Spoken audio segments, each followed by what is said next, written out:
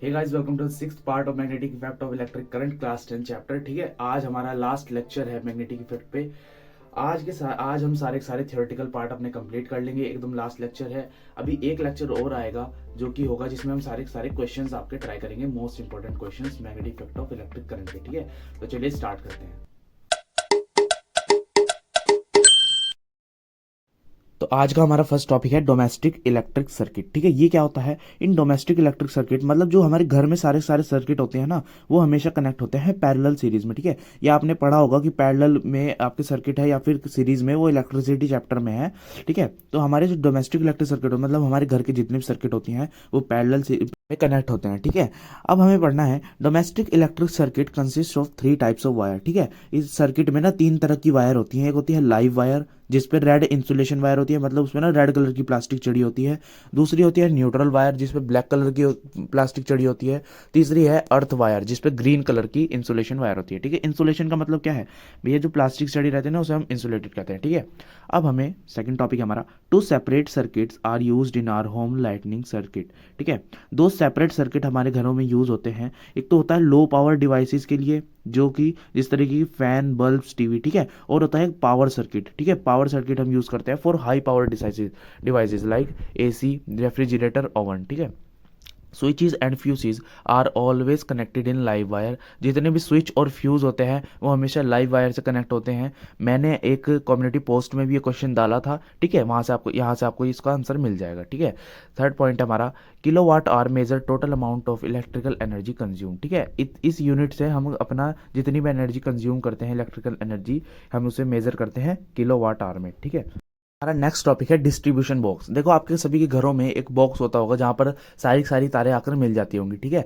Distribution box क्या होता है? Contain all the main switches and fuse short circuiting. ठीक है, ये देखो आपके सामने एक फिगर में भी आपको दिख रहा होगा। ठीक है, इस तरीके का बॉक्स होता है। इसमें आपके घरों की सारी सारे स्विच और फ्यूज के कनेक्शन होता है। ठीक है, अगर आप यहाँ से बंद कर देंगे तो पूरी घर की लाइट बंद हो जाएगी। ठीक है, आपका नेक्स्ट जो टॉपिक आता है वो है शॉर्ट सर्किट। ठीक है, if a plastic insulation of live wire, मतलब एक लाइव वायर का अगर वो जो प्लास्टिक का इंसुलेशन होता है ना, and neutral wire gate Tons, मतलब वो या तो कट जाते हैं या फिर गल जाते हैं, then the two wires touch each other, वो जब वायर एक दूसरे को टच कर लेंगी उसी कंडीशन में आपका शॉर्ट सर्किटिंग हो जाती है। ठीक है, in this case current increases dangerously. जो आपका करंट होता है ऐसे केस में बहुत तेजी से बढ़ जाता है। ठीक है, और आपकी जो वायर होती है वो हीट हो जाती है, रिजल्ट इन द फायर। ठीक है, heats of the wire and result in the fire.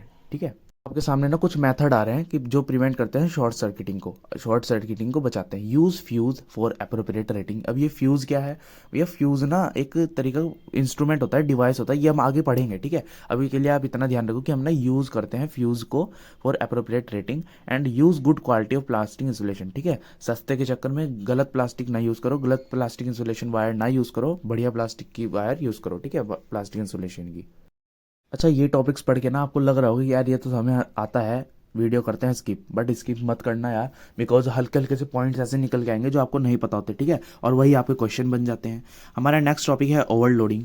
If too much many electrical appliances of high power rating such as iron, ठीक है, electric iron, oven, electric motor, refrigerator, geyser, जितने भी आपके घरों में हैं appliances sector are switched on at the same time, मतलब वो एक ही टाइम में सारे के सारे स्विच ऑन कर दो तो क्या होगा? Then draw extremely large current. ठीक है, फ्रॉम द सर्किट। भैया ज़्यादा से ज़्यादा करंट खींचेगा, और जब बहुत ज़्यादा करंट आपका खींच लेगा ये सब सारे डिवाइसेस, तो क्या होगा? वायर आपकी गर्म हो जाएगी। ठीक है, and result in the fire. This condition is known as overloading. कई बार आप देखते हो ना कि ओवरलोडिंग की वजह से शॉर्ट सर्किट हो जाता है, तो बस इसलिए होता है कि वायर ना आपकी हीट हो जाती है बहुत ज़्यादा।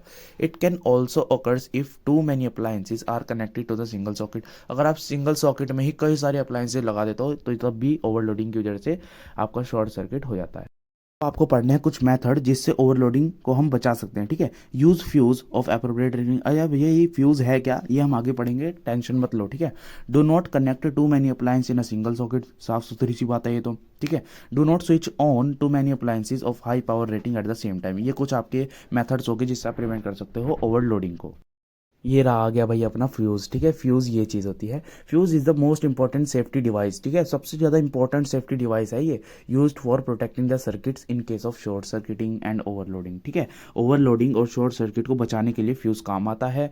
It consist of tin plated copper wire, ये ना मेरे पास पड़ा है फ्यूज़, मैं आपको दिखाऊंगा, ठीक है। In case of short circuiting and overloading, it consist of tin plated copper wire, इसके अंदर टिन प्लेटेड कॉपर वायर की होती है, ठीक है। हैविंग लो मेल्टिंग पॉइंट, जिसका मेल्टिंग पॉइंट ना बहुत ज़्यादा कम होता है। और the wire melts and break down the circuit, जब कभी भी आपकी वायर हीट होती है ना, तो मैंने क्या कहा इसका मेल्टिंग पॉइंट का मैं, तो ये ना गल के अपना सर्किट ही तोड़ देती है जी, ठीक है। जिससे वजह से करंट फ्लो ना बंद हो जाएगा और अपना काम ये क्या कहते हैं करंट फ्लो नहीं करेगा और आपका शॉर्ट सर्किट नहीं होगा, ठीक है। Hence fuse work on the heating effect of current, ठीक है। चलिए अब हमारा नेक्स्ट टॉपिक आता है अर्थ वायर। ये हमने पहले पढ़े थे ना, ग्रीन इंसुलेशन वायर, नीचे देखो उसमें क्या कहते हैं फिगर में, ठीक है। It is use as a safety measure specially for those appliance that have metallic body. अच्छा, अर्थिंग आपने कभी सुना होगा कि अर्थिंग आ रही है, ठीक है, करंट लग जाता है, तो अर्थ हमने इसलिए अर्थ वायर का यूज़ करते हैं। ये जितना भी करंट होता है आता है ना, मेटेलिक बॉडी, कोई मान लो कोई इंस्ट्रूमेंट है, उसकी मेटेलिक बॉडी है, उसमें करंट आ रहा है और उसमें अर्थ वायर जुड़ी हुई है ना, तो सारा सारा करंट ना आपका अर्थ में ले जाएगी, ठीक है।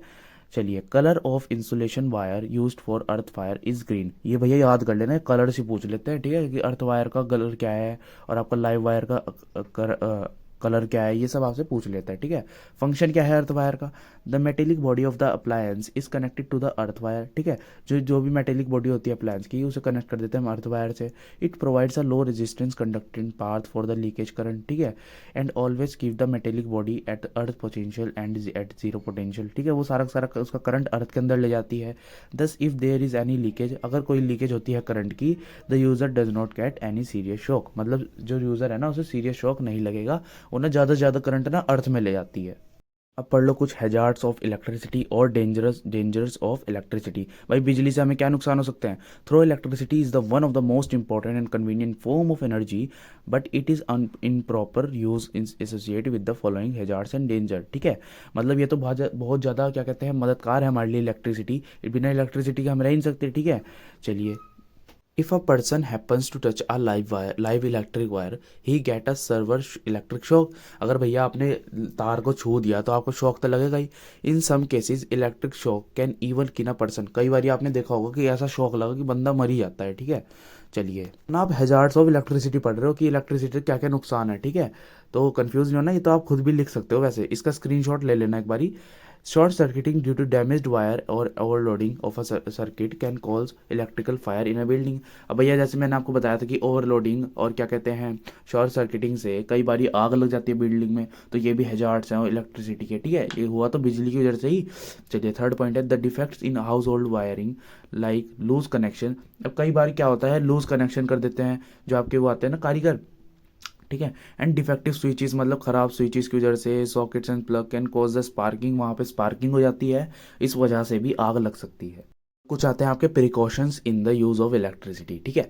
If a person accidentally touches a live wire, अगर गलती से वो लाइव वायर को छू देता है, और if an electric fire starts in the house, मतलब अगर कभी कोई इलेक्ट्रिक वायर है और वो जलना शुरू हो जाती है, the main switch should be turn off. जो मेन स्विच होता है ना, जाकर उसे बंद करो, ये नहीं कि उस पर पानी डाल रहे हो तार पे, ठीक है।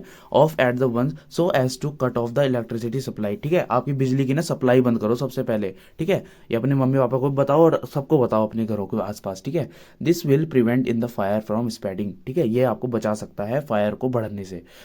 सेकेंड पॉइंट है the fire, the person who happens to touch the live electric wire should be provided an insulated support of wood. मतलब ये तो यार आपको सबको ही पता है, ठीक है। कई सारी आपने फिल्मों में देखा होगा कि जब कभी भी कोई बंदा उसे छू देता है अपनी लाइव वायर को, तो क्या करते हो, लकड़ी का डंडा उस पर खिंचा के मारते हो। क्यों मारते हो लकड़ी का ही डंडा, बिकॉज वो नॉन कंडक्टिंग है, ठीक है, वो इलेक्ट्रिसिटी को कंडक्ट ही नहीं करता। या फिर आप उसकी तरह प्लास्टिक भी यूज़ करते हो या फिर रबर, ठीक है। We should never try to pull away the person who is in contact with the live wire. भैया खुद ना जाके हीरो बनो कि उसको पकड़ के खुद ही अलग कर रहे हो, ठीक है। Otherwise we will also get a shock, या फिर आपको भी शॉक लग सकता है। Third point, and all the electric appliances like electric iron, cooler, refrigerator, etc. should be given earth connections to save ourselves from the risk of the electric shocks। मतलब आपके घर में जितने भी बड़े बड़े अप्लायंस होते हैं ना, इस तरह एसी, रेफ्रिजरेटर, ये जितने भी, इसे ना अर्थिंग जरूर करवाओ, इनके लिए अर्थ वायर से जरूर कनेक्ट करो इन्हें, ठीक है। फोर्थ पॉइंट आपका, we should never operate switches of electrical appliances we should not operate with wet hand, मतलब गीले हाथों से ना भैया, ये गीले हाथों से कभी भी स्विच ना छूना, तब भी आपको झटका लग सकता है, ठीक है। This is because water conduct electricity, जो वाटर होता है वो ना बिजली को कंडक्ट करता है to some extent, so touching the switches and socket with wet hands can lead to the electric shock, आपको तब भी झटका लग सकता है। Fifth point, the fuse of proper rating should be always be connected in the live wire. अपने जो वो कारीगर को लाते हो ना, जो मैकेनिक्स को लाते हो, उन्हें कह दिया करो भैया ढंग का वो यूज़ करो, ठीक है, ढंग का सामान यूज़ करो, हमें करंट वरंट नहीं लगना चाहिए, ठीक है। फिफ्थ पॉइंट आपका ये हो गया। देखो क्या करना है आपको, फर्स्ट ऑफ ऑल तो इसका एक स्क्रीनशॉट लो, ये वैसे कभी आता नहीं पर पता होना चाहिए, ठीक है। मैग्नेटिज्म इन ह्यूमन बीइंग, आपके अंदर भी मैग्नेट होती है। Extremely weak electric currents are produce in the human body by the movement of charge particle कॉन आयन, ठीक है। आपके अंदर जब मूवमेंट होता है, भैया ये ना सब फालतू बातें हैं, मतलब एक आपको ना क्या कहते हैं, एक इन्फॉर्मेशन दी जा रही है, ठीक है। तो मैं इस पर टाइम वेस्ट नहीं करना चाहूँगा, आप इसका स्क्रीनशॉट लो, कुछ भी ऐसा नहीं है कि समझ ना आए, ठीक है, सब कुछ आपको समझ में आएगा, बस इसका आप स्क्रीनशॉट ले लीजिए। इसी तरीके से ये भी है मैग्नेटिक फील्ड ऑफ अर्थ, ठीक है। ये सब कभी भी पेपर में नहीं आता, ये तो आपको एक नॉलेजेबल के तौर पे दिया जा रहा है ताकि आपके नोट्स एकदम कंप्लीट हो, ठीक है। इसको भी आप पढ़ लेना, ये ना वैसे बहुत ज़्यादा डिटेल में आपका 11th पता नहीं 12th क्लास में ज़रूर आएगा ये, ठीक है, क्योंकि 12th क्लास में सारा का सारा 10th क्लास का सिलेबस जरूर यूज़ होगा, ठीक है। और 11th में आपका यूज़ होता है 9th क्लास का सिलेबस, ठीक है। ये जानकारी भी एक आपको दे दी मैंने, और इसका भी आप स्क्रीनशॉट लो और इसको कर लेना, पढ़ लेना एक बार, एंड आपको टॉपिक नोट करके ना ये डायग्राम भी बना लेना, ठीक है, मैग्नेटिज्म इन अर्थ। तो बस यहीं पे आपका वीडियो एंड होता है। और ये देखो ये रहा फ्यूज, ठीक है, मैं आपको दिखा देता हूँ एक सेकंड। ये ना इन्वर्टर के साथ आता है, जब कभी भी इन्वर्टर लगाते हो तो उस वक्त तो मुझे समझ नहीं आया था ये क्या है। एंड ये देखो, ये रहा आपका फ्यूज, ठीक है, ध्यान से देखो इसको, इसके अंदर ये कॉपर की वायर है, ठीक है, ये शाइन कर रहा है बिकॉज इसलिए मुझे दिखाई नहीं दे रहा ढंग से, ठीक है। बस ये है आपका फ्यूज, और इसी तरीके से पढ़ते रहिए, और कोई प्रॉब्लम आती है तो आप कमेंट कर सकते हो।